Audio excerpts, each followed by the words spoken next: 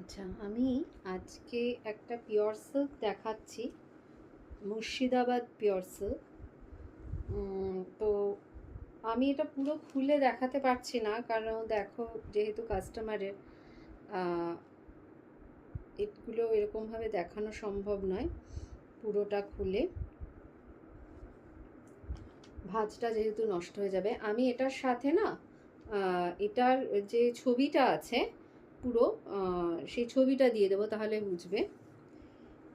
এটা এইরকম, এটা কিন্তু একদম অফ হোয়াইট, যে পোর্শনটা দেখছো এটা কিন্তু সাদা নয়, অফ হোয়াইট। হ্যাঁ, অফ হোয়াইট।